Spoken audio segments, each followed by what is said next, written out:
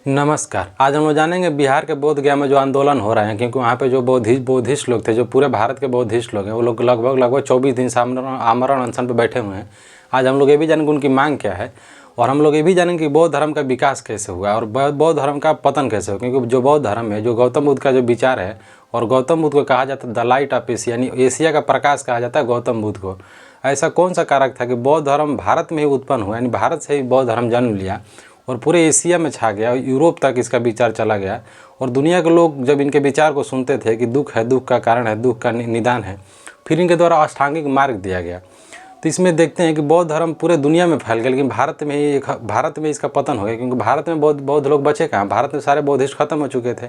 कुछ आक्रमणकारी जो विदेशी आए, कुछ यहाँ के जो राजा थे पुष्यमित्र शुंग, आज हम लोग ये भी जानेंगे कि जो पुष्यमित्र शुंग थे उन कैसे जो भारत के बौद्ध थे उन लोगों को मिटाया गया।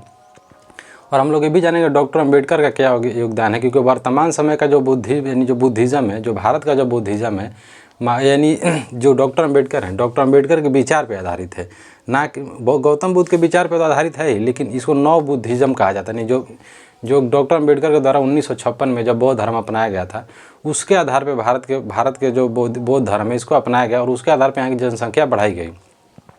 आज हम लोग जानेंगे कि BTMC एक्ट क्या है, यानी BT एक्ट की मांग की जा रही है, जो वही एक्ट बनाया गया था BTMC BTMC यानी 1949 में अधिनियम बनाया गया था, यानी आज़ादी से पहले बनाया गया था। इस समय जो मेन इसका कंट्रोलर थे वो थे महात्मा गांधी। महात्मा गांधी के द्वारा जब आज़ादी की मांग की जा रही थी, तो महात्मा गांधी के द्वारा कहा गया कि नहीं, पहले जब देश आज़ाद हो जाएगा तब आपकी मांग रखी जाएगी।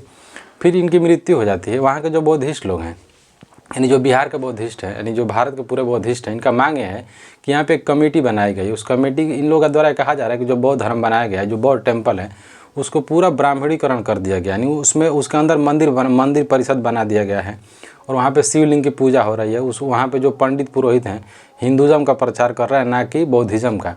और वहाँ पे मेन मुद्दा है वहाँ की जो कमेटी बनाई गई थी 9 लोगों की, उस पर ज़्यादा विवाद चल रहा है, क्योंकि उसमें आधे तो ब्राह्मण लोगों को भर दिया गया है।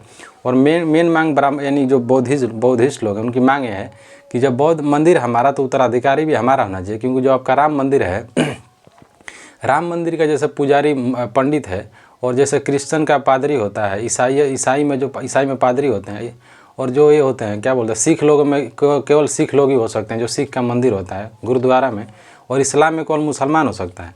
जब आप इतना ही समानता चाहते हैं तो हमको मंदिर में भी स्थान दीजिए, और आधा उसमें भी हमारा प्रतिनिधित्व करें, क्योंकि SC/ST वर्ग के आधार से उसमें भी बांटिए, जब इतना आप समानता चाहते हैं तो।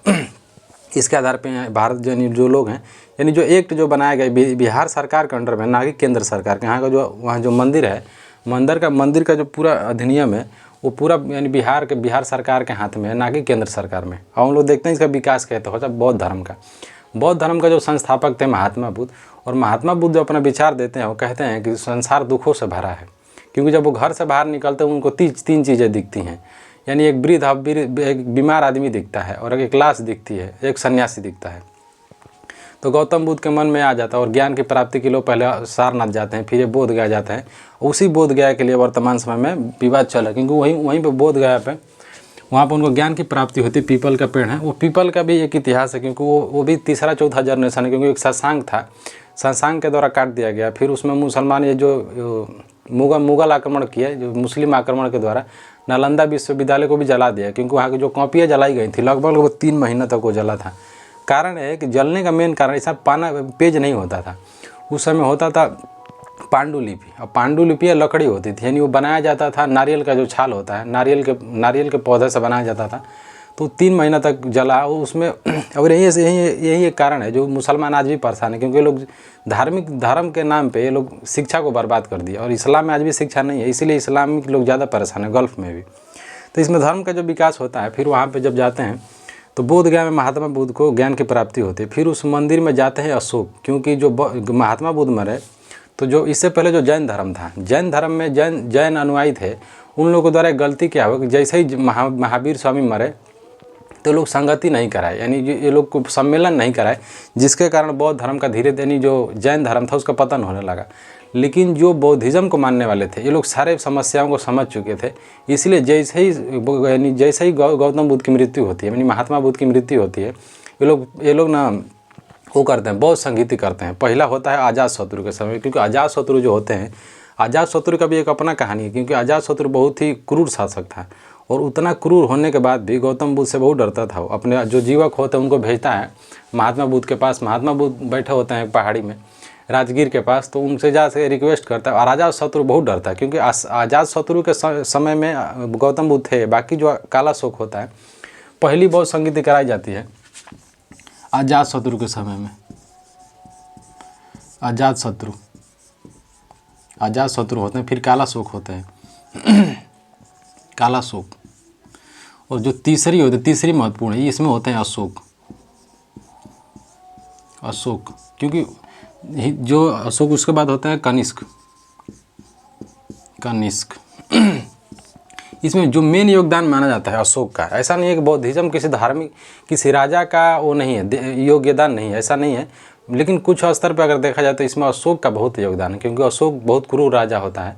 अशोक जब कलिंग जीत लेता है तो इसका हृदय परिवर्तन इसलिए हो जाता है, वहाँ पे छोटे छोटे बच्चों को काट देता है, महिलाओं को काट देता है। क्योंकि जो कलिंग है, वर्तमान समय का उड़ीसा, कलिंग के जो महिलाएं होती थीं, जब वहाँ पर लड़ाई होता था तो वहाँ के लोग पंचायत करते थे, और वहाँ के लोग स्किल्ड नहीं थे, यानी लड़ने वाले नहीं, तो लोग जनजातीय समाज था। तो ये वो लोग इकट्ठा होते हैं और कहते हैं कि जब अशोक कहता है कि कलिंग को हम जीतेंगे, तो वहाँ का राजा कहते हैं कि नहीं, हम भी लड़ाई लड़ेंगे। तो जब लड़ाई होता है तो वहाँ के लोग स्किल्ड नहीं रहते हैं, तो लोग घर का सामान लेके आते हैं लड़ने के लिए। कोई हंसुआ से लड़ रहा होता है, कोई फावड़ा लेकर लड़ रहा होता है। और अशोक पूरा स्किल, यानी इसकी जो सैन्य व्यवस्था थी उस समय इतनी बड़ी थी कि आज भी उतनी बड़ी सैन्य व्यवस्था किसी के पास, भारत सरकार के पास नहीं है। लड़ाई होता है, अशोक जाता है, अशोक वहाँ के बच्चों को काट देता है। जब अशोक युद्ध को जीत जाता है तो वहाँ पे देखता है कि 2-2 साल का बच्चा का सिर पड़ा हुआ है, 5 साल का बच्चा का सिर पड़ा हुआ है, और महिलाएं रो रही होती हैं। अशोक का हृदय परिवर्तन हो जाता है। वहीं अशोक आता है, फिर उसको कुछ दिन बाद उसको सलाह दिया जाता है, एक आदमी से मिलता है और इसको कहते हैं कि तुम इतना शांत क्यों रहते हो? तो कहता है कि हम बौद्ध धर्म को मानते हैं। क्योंकि अशोक के घर में 3 धर्म को मानने वाले लोग हुए। जैसे जो इसके दादा थे चंद्रगुप्त मौर्य मानते थे जैन धर्म को, और इसके जो पिताजी थे, यानी जो इसके बाप थे, वो मानते थे आजीवक संप्रदाय। यानी आजीवक संप्रदाय के जो गुरु थे वो थे मोगलीपोतिस गोसाल, और वही मोगलीपोतिस गोसाल इसके समय में बौद्ध संगीति कराते हैं। उनके लिए गुफा भी बनवा के देता है। और यही अशोक, उसके बाद जब अशोक आता है और जब धर्म को अपनाता है और बौद्धिज्म को समझ जाता है, उसके बाद धर्म का इतना प्रचार करता है। जैसे इसकी लड़की हो गई, इनकी लड़की हो गई संघमित्रा और महेंद्र, यानी महेंद्र नाम में भी, क्योंकि इनका नाम, इनका लड़का का महेंद्र नहीं था, क्योंकि जो महेंद्र नाम है, महेंद्र संस्कृत शब्द है। क्योंकि उनके समय में जो अशोक थे, उनके समय में संस्कृत का विकास नहीं हुआ था, क्योंकि उनका सारा लिपि ब्राह्मी लिपि में लिखा गया है। और जो उनकी लिपि पढ़ा गया था जेम्स प्रिंसेप के द्वारा, उनकी जो लिपि पढ़ी गई थी अशोक के द्वारा, लगभग 60-70 साल लग गया था, और एक उम्र लग गया था उसकी लिपि लिखने में और पढ़ने में। तो भारत में जो लिखित साक्ष्य मिलता है अशोक के द्वारा मिलता है, वो है ब्राह्मी लिपि, ना कि संस्कृत का कोई साक्ष्य नहीं मिलता इतिहास में। कहीं भी इतिहास में इसका साक्ष्य नहीं है कि संस्कृत ऐसे लिखा जाता था और ऐसे पढ़ा जाता था। भारत में पहली बार लिखी जाने वाली भाषा जो मौखिक रूप से जो समझी जा सकती है और पढ़ी जा सकती है, वो है अशोक का शिलालेख। अशोक जब धर्म का प्रचार करता है तो अपने बेटी संघमित्रा और बेटा महेंद्र को भेजते हैं श्रीलंका। वहाँ पे भी स्तूप बनाया जाता है। और फिर उसके बाद अशोक भारत में 84,000 स्तूप बनवाते हैं। और आज भी जैसे खुदाई होता है, कि जैसे राम मंदिर का खुदाई हुआ अयोध्या के खुदाई में राम है, राम का एक भी अस्तित्व नीचे से नहीं मिला है, लेकिन गौतम बुद्ध का मिला हुआ है।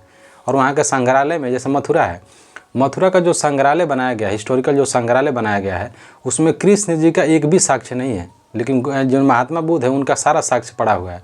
और कृष्ण जी का एक भी साक्ष्य, यानी किसी भी भगवान का ऐतिहासिक साक्ष्य नहीं है। लेकिन मथुरा में भले कृष्ण जी की पूजा हो रही है, लेकिन वहाँ पर सारा साक्ष्य मिला हुआ है गौतम बुद्ध का।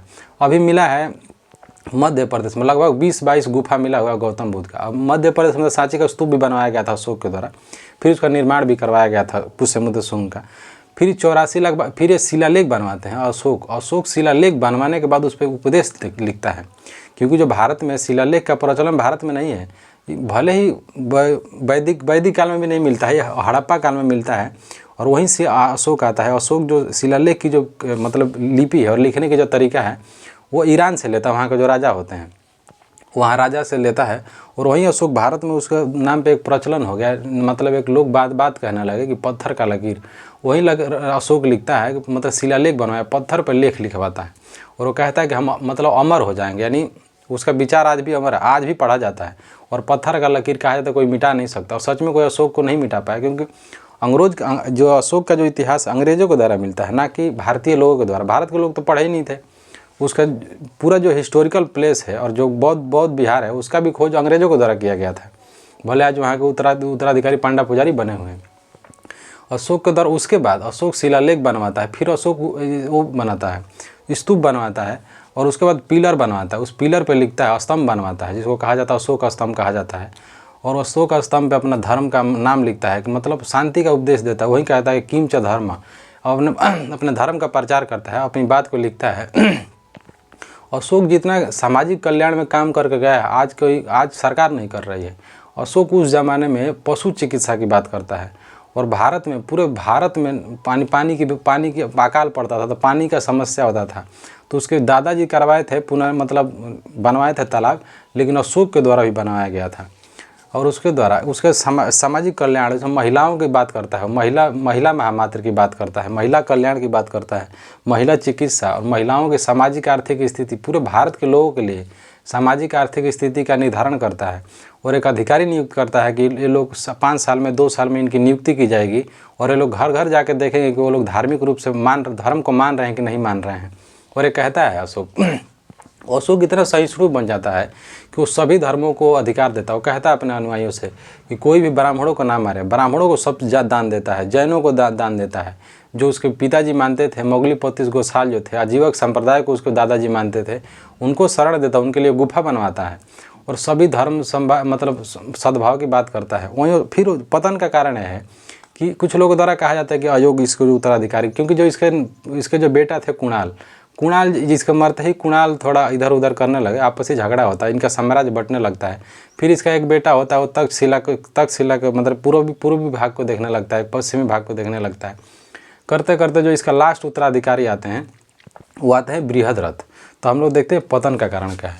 पतन में क्या है कि बृहद्रथ आते हैं, और बृहद्रथ उतने अयोग्य नहीं होते, क्योंकि मेन कारण होता है कि अशोक जो होता है, अशोक धर्म को इतना फैला देता है, यानी धर्म, क्योंकि जो धर्म की बात है, यानी धर्म की परिभाषा इससे आता है बौद्ध धर्म से। बौद्ध धर्म की परिभाषा है, हिंदुज़म का कोई परिभाषा नहीं है।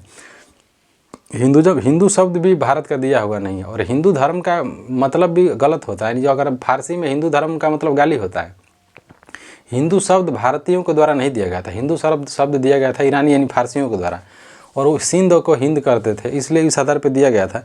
तो हम लोग देखते हैं पतन, जब पतन होता है, जो इसके उत्तराधिकारी आते हैं बृहद्रथ के सेनापति होते हैं अजातशत्रु जब आते हैं, अजातशत्रु मौके का फ़ायदा उठाते हैं। जब परेड हो रहा होता है तो बृहद्रथ की गर्दन काट देते हैं, बृहद्रथ मर जाता है।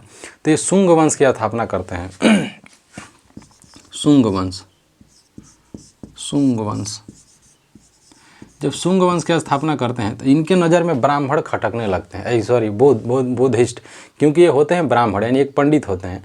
और ये जब बौद्धिस्टों को इतना कटवाते हैं, इतना मारवाए, बौद्ध यहाँ से भागने लगे, कुछ भाग के तिब्बत चले गए, कुछ देश छोड़ के भाग गए, जो बचे उन लोगों को मार दिया गया। उसके बाद क्या, जो बौद्ध मठ बना हुआ था, कई हज़ार बौद्ध मठों के इनको द्वारा अबोलिश कर दिया, यानी तोड़ दिया गया, मिट्टी में मिला दिया गया। इसलिए बिहार में आज भी खनन होता है, तो वहाँ पर अनेक प्रकार की गौतम बुद्ध की मूर्ति पूरे भारत में मिलती है, और वहाँ पे स्तंभ मिलता है, स्तंभों को तोड़ के दबा दिए थे। फिर भागने लगे वहाँ से बौद्धिस्ट, और कुछ लोग के द्वारा कहा जाता है कि अयोग्य उत्तराधिकारी मिले। अयोग्य क्या है, सेनापति, लेकिन एक कलंक बन गए। जो इनका बहुत बड़ा योगदान है बौद्धिज्म को मिटाने में, पुष्यमित्र शुंग का। और इनके ही समय में लिखी जाती है मनुस्मृति इनके समय में किताब लिखी जाती है, भारत की सबसे अच्छी किताब मनुस्मृति। ये भारत की संविधानिक किताब थी, यानी जैसे भारत में इस समय बनाया गया है कॉन्स्टिट्यूशन ऑफ इंडिया, यानी जो भारत का संविधान बनाया गया है, उस नियम पे मनुस्मृति बनाई गई थी। और इस मनुस्मृति में इतनी अच्छी बातें लिखी गई थी। इसमें कहा गया कि 9 साल की लड़की 40 साल का लड़का से ब्याह हो सकता है, कोई दिक्कत नहीं, एक पुरुष 4 विवाह कर सकता है। चंडाल और दलितों के बारे में बहुत गंदी बात लिखा गया है, और महिलाओं के बारे में शुद्ध इनको द्वारा कहा गया था कि कोई पंडित है और किसी शूद्र का बात, ये लोग अछूतों की बात तो करते नहीं हैं, ये लोग शूद्र की बात करते हैं। अछूत की बात ये लोग तो जुबान से अछूत का नाम लेते भी नहीं थे। ये लोग कहते हैं कोई अछूत अगर नाम ले लेता है भगवान का और पंडित सुन लेते हैं तो उनको जाकर अच्छी अच्छी बातें सुननी चाहिए। फिर यही कहते हैं कि शीशा पिघला के मुंह में डाल दो, जीभ काटने की व्यवस्था।